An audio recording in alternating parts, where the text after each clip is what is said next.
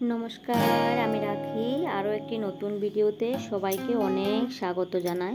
আশা করি সবাই খুব ভালো আছো।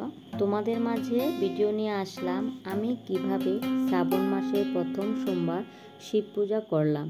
আমার ঘরে শিবলিঙ্গ আছে, তো যতটুকু সম্ভব অল্প আয়োজন দিয়ে আমি বাবা মহাদেবের পুজো করলাম।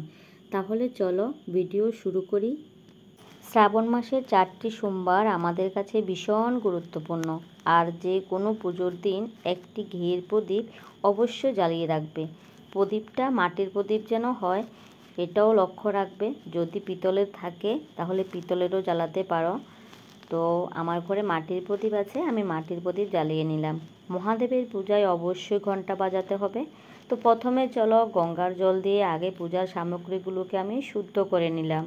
তারপরে হাতে জল নিয়ে আচমন করে নেব, মন্ত্র বলবো নমঃ বিষ্ণু নমঃ বিষ্ণু নমঃ বিষ্ণু। তারপরে আবার মন্ত্র পাঠ করব, ওম অপবিত্র পবিত্র বা সর্বাবস্থা গত হবি বা য স্মরেত পুণ্ডরিকাঙ্ক্ষম স ভার্য অভ্যন্তরণ সূচি নম সূচি নম সূচি নম সূচি।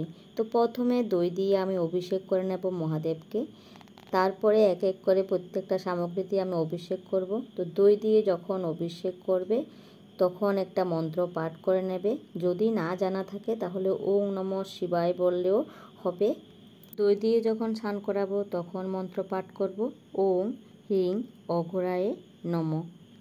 তারপরে আমি দুধ দিয়ে অভিষেক করাবো, তখন মন্ত্র পাঠ করব ওম হিং ঈশানায়ে নমঃ। তারপরে আমি মহাদেবকে মধু দিয়ে অভিষেক করিয়ে নেব, তখন মন্ত্র বলবো ওম হিং সদ্যজাতায়ে নমঃ। যতবার মহাদেবকে যতবারই অভিষেক করাবে ভালো জল দিয়ে গঙ্গা জল দিয়ে ততবার তোমরা আবার ভালো করে স্নান করিয়ে নেবে। তারপরে আমি ঘি দিয়ে অভিষেক করাবো, তখন আমি মন্ত্র বলবো ওম হিং বামদেবায় নমঃ। যাদের কাছে গঙ্গার জলটা অ্যাভেলেবেল নেই তারা কিন্তু পরিষ্কার জল দিয়েও বাবা মহাদেবকে স্নান করাতে পারো। বাবা মহাদেবের পূজায় কিন্তু ঘণ্টা অবশ্যই বাজাতে হবে। যদি স্নান করানোর সময় যদি ঘণ্টা বাজাতে বাজাতে যদি স্নান করাতে পারো আরও ভালো। যারা এই মন্ত্রগুলি জানো না তারা ওম নমঃ শিবায় বলে স্নান করাতে পারো। আমি কিন্তু ঘরে বেশিরভাগই ওম নমঃ শিবায় বলে স্নান করাই। এই শ্রাবণ মাসে প্রত্যেকটি সোমবার তোমরা পঞ্চামৃত দিয়ে বাবা মহাদেবকে স্নান অভিষেক করিয়ে নেবে। চেষ্টা করবে শ্রাবণ মাসে নিরামিষ আহার করার জন্য। আর নিরামিষ আহার করতে না পারলে যেদিন পূজা করবে ওই দিন অবশ্যই নিরামিষ আহার করবে। এবার আমি শর্করা জাতীয় জিনিস দিয়ে মহাদেবের স্নান অভিষেক সম্পূর্ণ করব। তোমরা চিনি বা মিষ্টির গুঁড়া দিয়েও করতে পারো, আমি কিন্তু চিনি দিয়ে করেছি।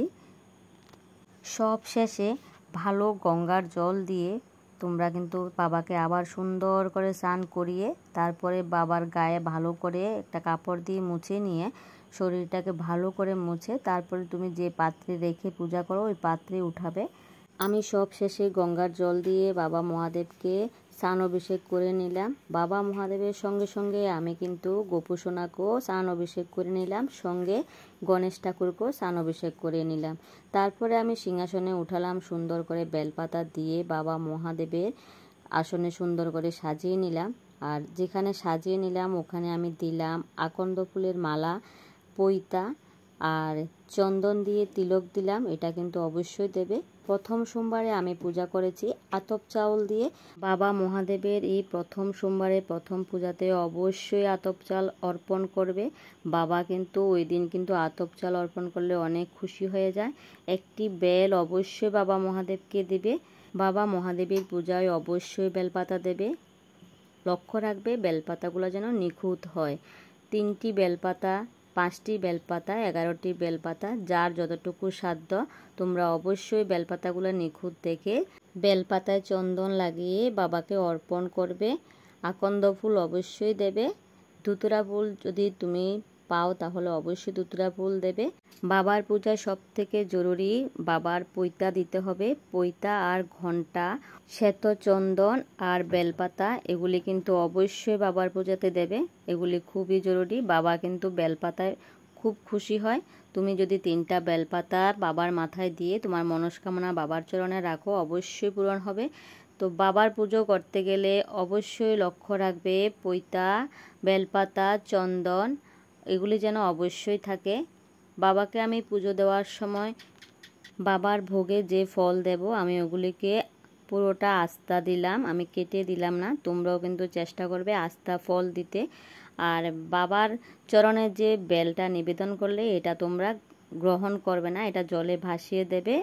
আর যে গোটা ফলগুলি দিলে এগুলি প্রসাদ হিসেবে গ্রহণ করতে পারবে। তো আমি সুন্দর করে হয়তো তোমাদের মাঝে সব কিছু আমি দেখাতে পারিনি।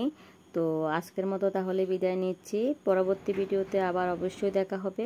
আজকের মতো ভিডিওটা এখানে শেষ করলাম। সবাই ভালো থাকবে, সুস্থ থাকবে। অবশ্যই একটা লাইক করে দেবে, কমেন্টে জানাবে কে কোথা থেকে আমার এই ভিডিওটা দেখছো। ভালো লাগলে অবশ্যই একটা শেয়ার করে দেবে।